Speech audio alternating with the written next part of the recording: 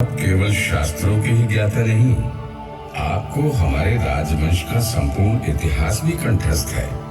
मेरी इच्छा है कि आप सरल भाषा में वो कथा हमें सुनाएं और हमारे राजकवि बाणेश्वर और शुक्रेश्वर उसे ग्रंथ का स्वरूप दें। हे धर्मावतार, आपकी ये इच्छा श्रेयस्कर है, इसलिए मैं इसे अवश्य पूरी करूंगा। त्रिपुरा पर शासन करने वाले चंद्रवंश का इतिहास इतना ओजस्वी है कि उसे बार बार कहा और सुना जाना चाहिए। प्राचीन काल में चंद्रवंशी सम्राट ययाति के 5 पुत्र हुए, पुरु, यदु, तरवसु, अनु और द्रोयु।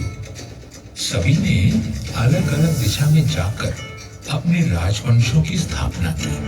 द्रोयु दक्षिण पूर्व दिशा की ओर गए और कपिल मुनि के आशीर्वाद से सागर द्वीप में अपना राज्य स्थापित किया।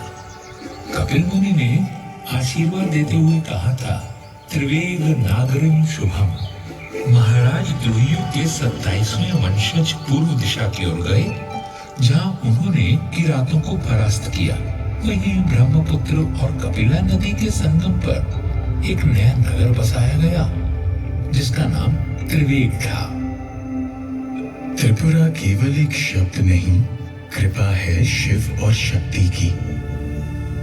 पीठमाला तंत्र में स्वयं महादेव ने ये घोषणा की है कि धरती पर जहां भी माता सती के अंग गिरे, वहीं शक्तिपीठ की स्थापना हुई।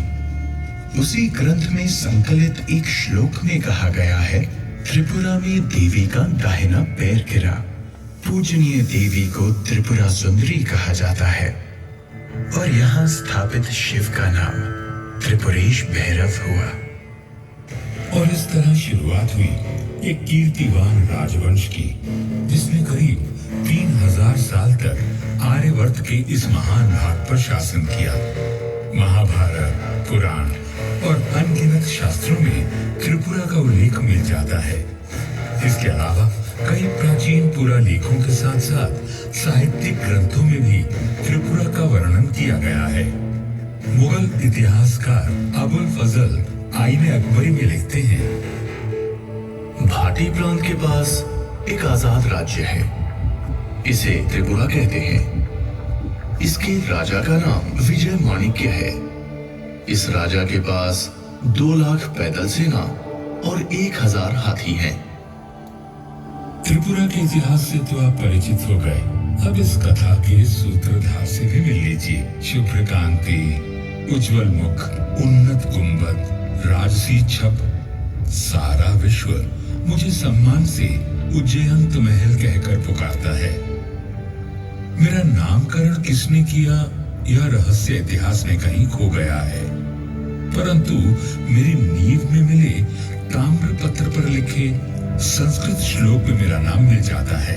त्रिपुरा राज्य के शाही प्रतीक पर उकेरा गया संस्कृत वाक्यांश यहाँ के वीरों का उद्घोष भी है और प्रेरणा भी। किल विदुर वीरता सार में कम।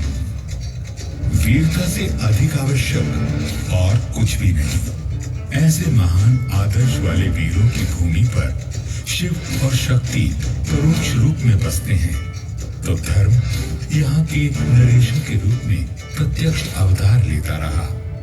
यहाँ 184 शूरवीर धर्मावतार राजाओं ने राज किया।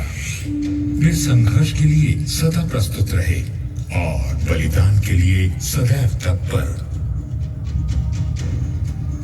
त्रिपुरा के प्रथम नरेश से लेकर अंतिम शासक ने अपना सर्वस्व देकर इस परंपरा का निर्वाह किया। इस राजवंश के अंतिम प्रजापालक महाराज वीर विक्रम किशोर माणिक्य बहादुर को याद करता हूँ तो याद आता है उनका समर्पण, त्रिपुरा को विकसित करने और आधुनिक बनाने की उनकी प्रतिबद्धता, और साथ ही याद आता है वो एक दिन जब नियति ने हमसे विश्वासघात किया। मई 1947। भारत की स्वतंत्रता अब केवल 3 महीने की दूरी पर थी। भारी अनिश्चितता का समय था। देश की तरह ही राज्य में भी विघटनकारी शक्तियां सर उठा रही थीं, परंतु महाराज का आश्रय था, सो जनता निश्चित थी। अपने कर्तव्य के प्रति सजग महाराज वीर विक्रम हर गतिविधि पर नजर रखे थे, पर इस बीच रोग ने उन्हें आ घेरा। देखते ही देखते उनकी तबीयत बिगड़ने लगी। अफरा तफरी में कोलकाता के प्रसिद्ध डॉक्टर को बुलवाया गया। महाराज की सांसें उखड़ने लगी थीं। उन्होंने कमरे में लगे भगवान शिव के चित्र को देखा। भूपाल